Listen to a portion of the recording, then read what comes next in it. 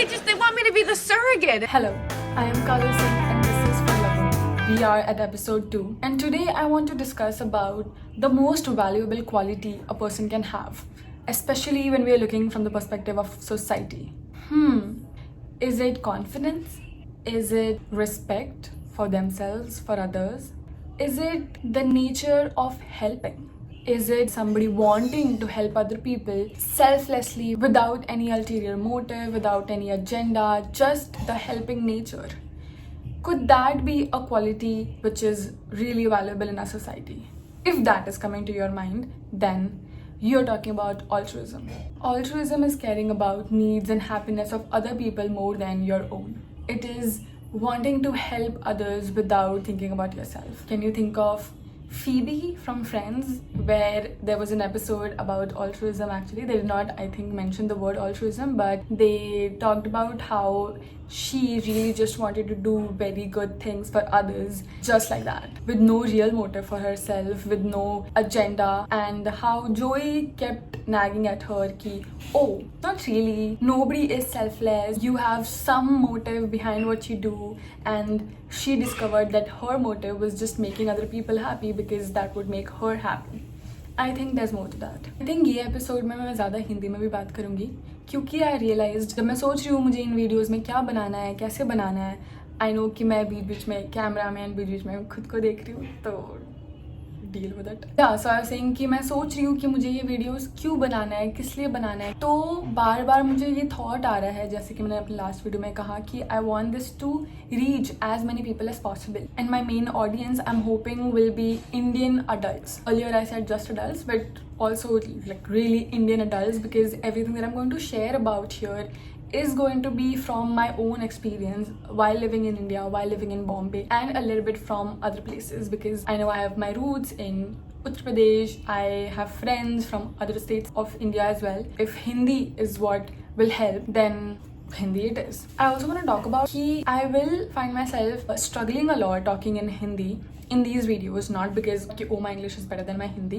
but it's going to be difficult because क्योंकि school में and colleges में हमको इंग्लिश में ही सिखाए जाते हैं सारे कंसेप्ट, सारे आइडियाज़, सारे टर्म्स, तो उसके लिटरल हिंदी ट्रांसलेशंस नहीं मिलते. तो ऐसा हो जाएगा कि मुझे वो डबल पढ़ाई करनी पड़ जाएगी, डबल मेहनत करनी पड़ जाएगी कि इस वर्ड का हिंदी में क्या मतलब हो सकता है, इस वर्ड का हिंदी में क्या मतलब हो सकता है. एंड ज़रूरी नहीं है कि मुझे हमेशा एग्जैक्ट ट्रांसलेशन मिलेंगे. तो मैं कोशिश करूंगी कि जितना ज़्यादा हो सके मैं हिंदी में बोलूँ, पर कुछ टर्म्स होंगे जिनको मैं हिंदी में एक्सप्लेन करूंगी जिसका डायरेक्ट ट्रांसलेशन नहीं होगा, पर उसको मैं ज़्यादा शब्दों में बताऊंगी. We were talking about Phoebe from Friends. If we actually look into the life of Phoebe, she did not have a very stable environment growing up. Her mother died by suicide, her father abandoned her sister is not present for her, so I can't even imagine growing up उसके लिए कितना difficult हुआ होगा.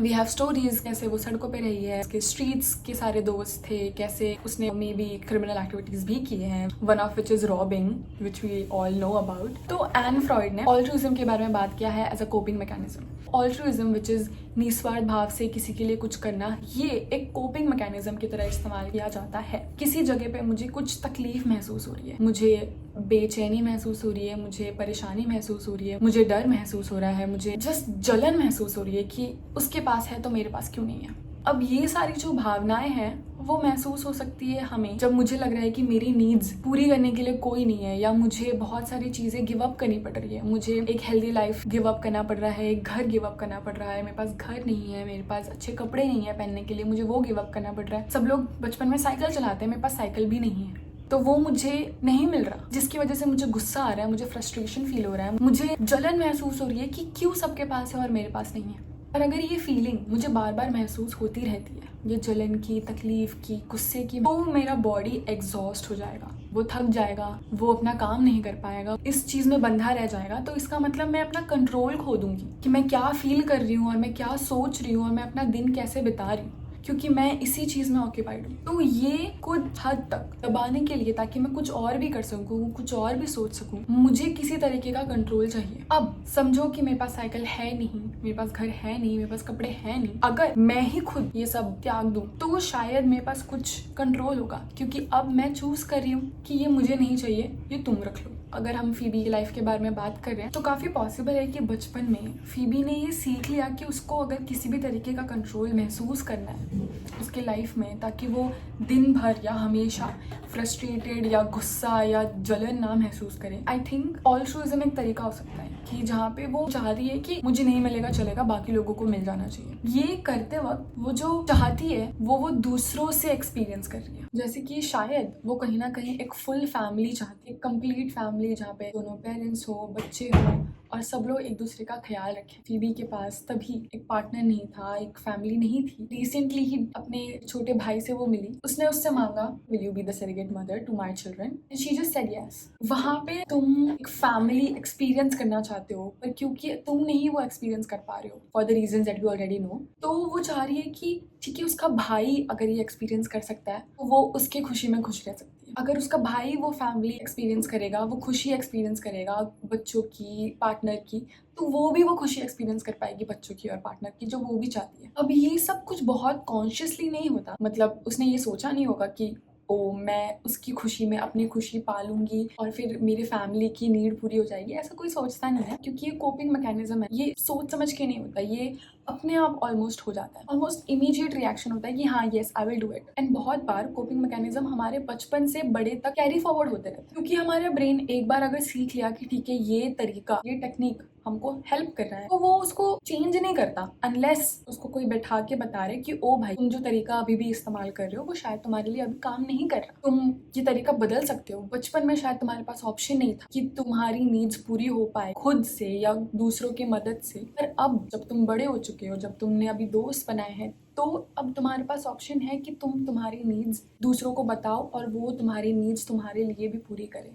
तो जैसे हम कहते हैं कि ओ ये तो कितना प्यारा बच्चा है, ये तो अपनी पूरी बहन का ख्याल रख रहा है, ये खुद दूध नहीं पी रहा, अपनी बहन को दूध पिला दे रहा है। वैसे तो मैंने जानबूझ के जेंडर चेंज किया है क्योंकि यूजुअली इट्स रिवर्स्ड। तो यहाँ पे क्योंकि बार बार जब उससे दूध लिया ही जा रहा है और उसके भाई को दिया ही जा रहा है, तो उसने सोचा कि ठीक है ये मैं चॉइस ही कर लेती हूँ कि तू पी ले, तेरा पेट भर जाएगा, मेरा पेट भर जाएगा। ये एक तरीका है जो हम खुद सीखते हैं, बहुत बार हमको ये सिखाया भी जाता है, या कोई और बड़ा जिसने ऑल्ट्रुइज्म को कोपिंग मैकेनिज्म की तरह ऑलरेडी चुना हुआ है उसको बार बार अप्रिशिएट करना कि ओ ये तो कितनी अच्छी है, ये तो दूसरों का ही सोचती है, ये तो खुद के बारे में ध्यान ही नहीं देती, खुद की हेल्थ का ध्यान नहीं देती, खुद सोती नहीं है, सबका ध्यान रखती है। खुद के लिए उसने अपने बर्थडे पर 3 साल से कुछ कपड़े नहीं खरीदे और उसने अपने फ्रेंड को वही कपड़े गिफ्ट कर दिए जो उसको हमेशा से चाहिए थे। This usually happens when you realise कि तुम्हारी नीड्स पूरी करने के लिए तुम्हारे पास कोई और नहीं है। जब तुम्हें किसी चीज की कमी है, कोई और वो कमी पूरी करने के लिए तैयार नहीं। एक डिस्ट्रस्ट सा डेवलप हो जाता है जहाँ पे मैं किसी को भरोसा ही नहीं करती कि वो मेरी नीड पूरी कर पाए, इसके लिए मुझे सबकी नीड्स पूरी करनी होगी। एंड जब उनकी नीड्स पूरी होती है तो शायद मुझे उसमें कुछ खुशी महसूस होती है, उसमें कुछ सेटिस्फैक्शन महसूस होता है।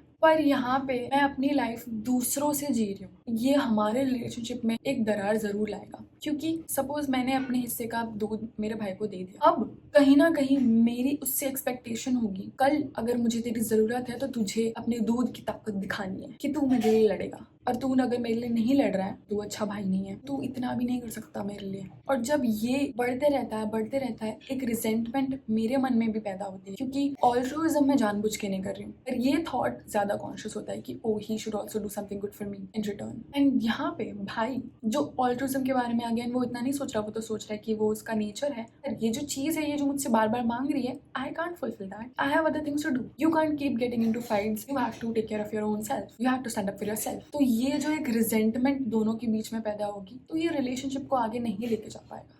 तो ये जो हम अप्रिशिएट करते हैं in nature, I think this could be an opportunity for us to pause and ask the person if you really want to give up on your goals in order to make somebody else's dream come true. Is that really what you want to do? Or do you just not trust me to help you achieve your dream? Me as in somebody who's responsible for you. Me as in your parent. Me as in your partner. And a realization, the distrust that anybody would stand up for me the way I stand up for them or the way I need them to stand up for me. It is a vicious cycle, protecting oneself. But sometimes trying to protect ourselves from the storms of the world, we also end up missing the wind, the light, the sun. Thank you. See you in the next episode.